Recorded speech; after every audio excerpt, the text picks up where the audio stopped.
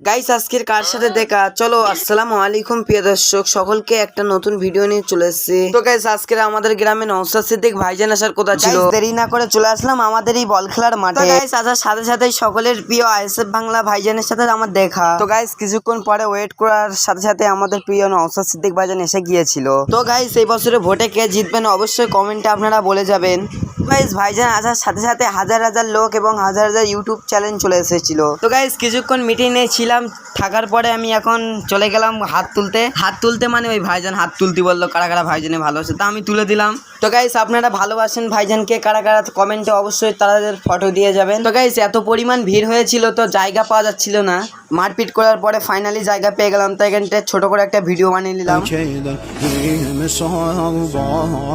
তো গাইস এখানে এসে আমার এত সুন্দর ব্যবহার করলো আমি ভুলতেই পারবো না। গাইস আমাদের নওশাদ সিদ্দিক ভাইজান তোমাদের ও অথবা আমাদের আরাবুল ইসলাম ভাইজানও ছিল। তো গাইস গাঁটফাটা রোডে তাও আমরা ছিলাম, কত সুন্দর ভালোবাসা দিচ্ছিল।